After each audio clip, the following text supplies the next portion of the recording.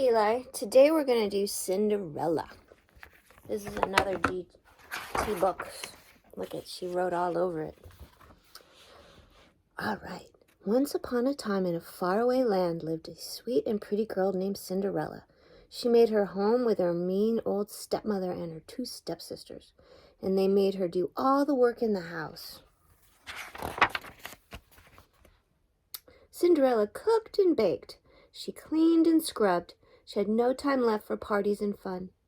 But one day an invitation came from the palace of the king. A great ball was to be given for the prince of the land, and every young girl in the kingdom was invited. How nice, thought Cinderella. I'm invited too. But her mean stepsisters never thought of her. They only thought of themselves, of course. They all had sorts of jobs for Cinderella to do. Wash this slip, press this dress, curl my hair, find my fan. They both kept shouting as fast as they could speak. But I must get ready myself. I'm going too, said Cinderella.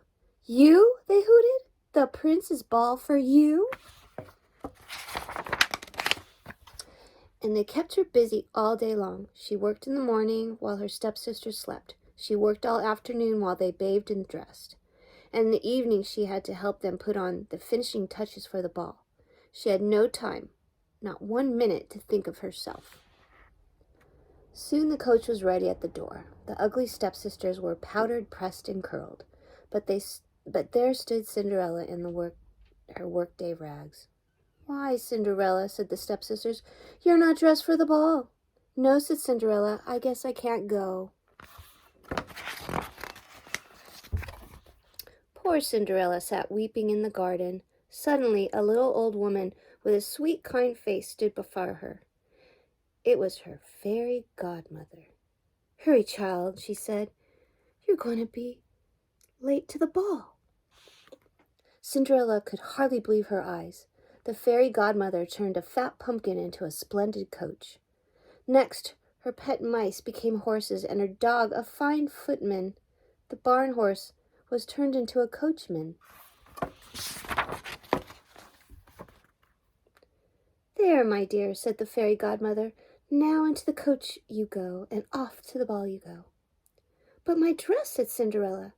Lovely, my dear, the fairy godmother began. Then she really looked at Cinderella's rags.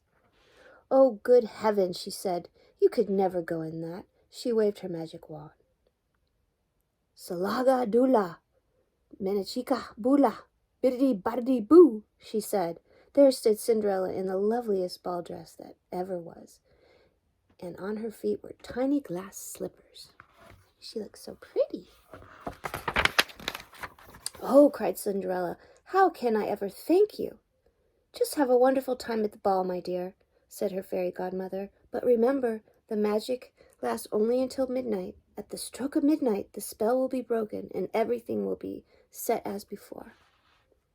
I will remember, said Cinderella. It's more than I've ever dreamed of. Then into the magic coach she stepped, and was whirled away to the ball.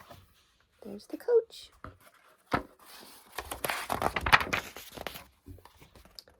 And such a ball! The king's palace was ablaze with lights.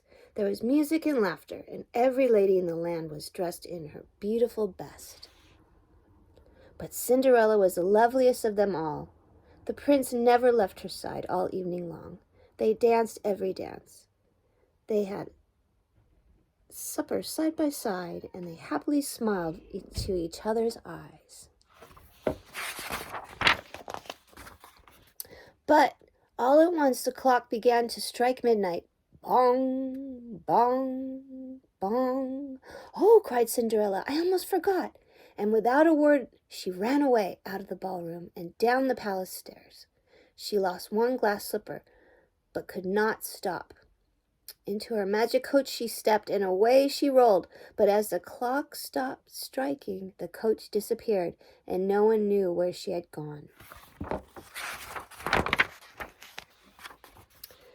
Next morning, all the kingdom was filled with the news. The Grand Duke was going from house to house with a small glass slipper in his hand, for the prince had said he would marry no one but the girl who could wear this tiny shoe. Every girl in the land tried hard to put it on. The ugly stepsisters tried hardest of all, but not a one could wear a glass shoe. She's trying to fit her foot in there.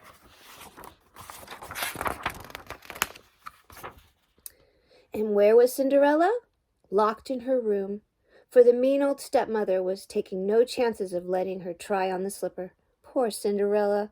It looked as if the Grand Duke would surely pass by. But her little friends, the mice, got the stepmother's key, and they pushed it into Cinderella's door. So down the long stairs she came as the Duke was just about to leave. "Please," cried Cinderella, "please let me try." And of course, the slipper fitted, since it was her very own. See, she's got a tiny foot. That was all the Duke needed. Now his long search was done, and so Cinderella became the prince's bride and lived happily ever after.